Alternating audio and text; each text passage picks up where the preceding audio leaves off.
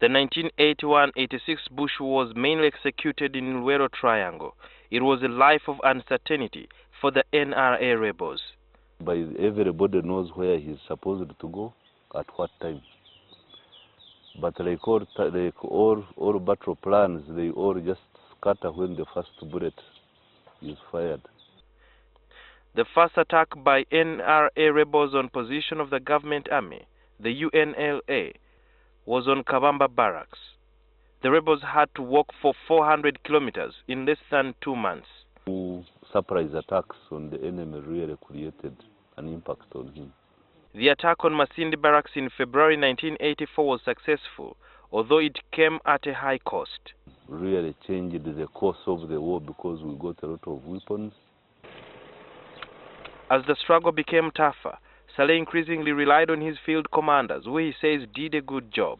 The guns from Masindi and Kabamba, the chairman of the High Command decided that we should open the second front.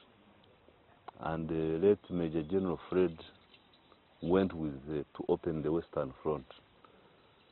And I was very, very light because all the casualties, all the sick people, and the political leadership all had gone to the west. So I was very, very light and mobile.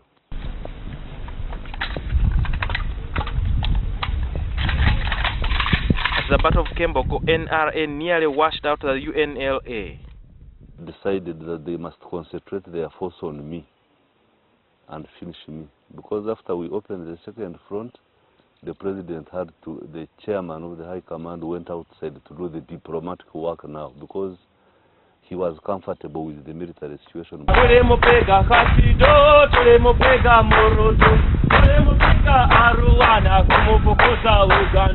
a ceasefire to allow the 1985 peace talks in Nairobi, Kenya. UNLA fighters were given options. So we gave everybody safe passage. Those who resisted were attacked. Busunju, very small attacks. Later, Saleh traveled to Kampala through Kamwenge and Rushere in present-day Chiruhura district. That time, General Fred's front and others had become very, very active in the west. So I phoned them after they had liberated Fort Portal. I dropped luggage there, a lot of ammunition, and I dropped it there. Then through Kamwenge, Rushere, I headed for Kampala. And I left them to deal with Mbarara. So siege of Masaka, because it was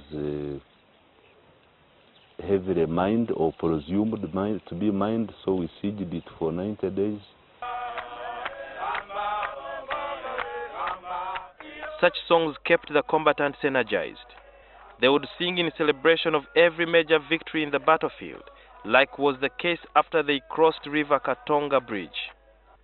In December 1985, head of Central Command Yoweri Museveni tasked Saleh to design a plan for the takeover of Kampala.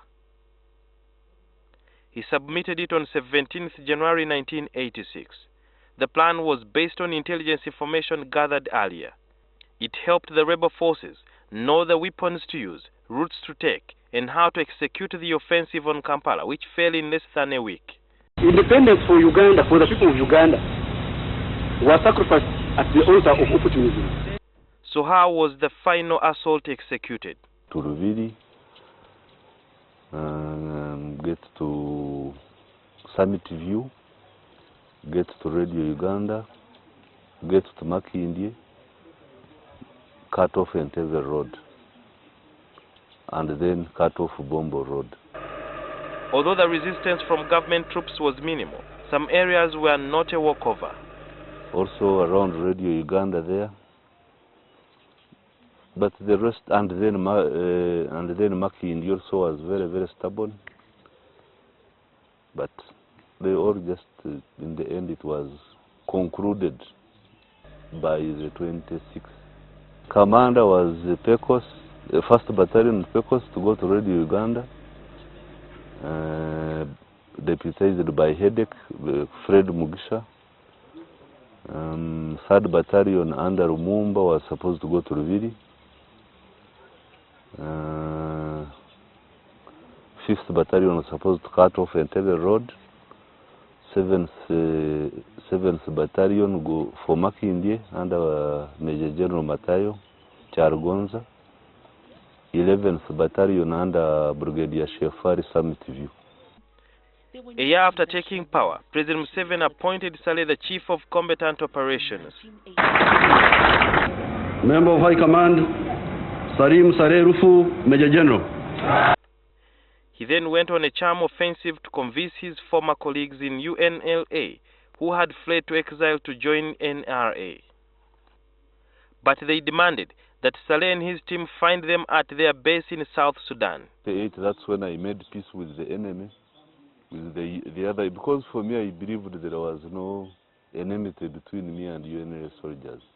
But the UNLA rebels demanded that Saleh and his team find them at their base in South Sudan. The love for peace landed the fierce fighter and commander into trouble. I flew to their headquarters in Parabek, and we agreed. But I was later on charged by the High Command for risking the life of a commander and the crew and assets of National Resistance Army, but they put it aside when peace came. Saleh was appointed Army Commander in 1989. He didn't last long though. I had developed indiscipline. I was no longer a good face for the army, for the Revolutionary Army, so I was retired from active service into the reserve. 89 November 27th, I can never forget the day. But how did it feel to be brought down at that time? I took it in good faith, but there was also a lot of goodwill on the people who took over the command. In 1996, he was deployed in northern Uganda as a presidential advisor when the rebel Lord's Resistance Army of Joseph Kony was sowing mayhem in the region. We did very well. Mwisho 1, Mwisho 2, and Mwisho 3. And that's when we broke the back of the backers of the rebellion. He explains why there was insurgency in the north, yet there was peace in other parts of the country. That those guys were acting out of fear, and then also out of the loss of power. Saleh suggested to government that the civil war could be ended through peace talks and later economic empowerment, but he was ignored. A few years later, Saleh was appointed a junior minister, but he felt inadequate for the big assignment. That if you don't have A level, you can't be minister. So I chose not to steal papers. I went back to school. The result was But he was removed as minister and also resigned from parliament, where he represented the army. Saleh said he didn't understand politics. He preferred business and empowering people economically. I was lucky. I was assigned a very good paper, focus on food security in Uganda. So I was leaving the other security too, food security, energy security, income security. 2013, President Museveni restructured the National Agriculture Advisory Services, NADS. Saleh was then appointed the National Coordinator of Operations Wealth Creation, that was a network of soldiers countrywide. General Saleh, who is largely a private person, is also a senior presidential advisor on defense. He prefers living in the countryside in Nakaseke district, where he runs Namunkekera Rural Agriculture Center. Sylvia Ruhanga, NTV.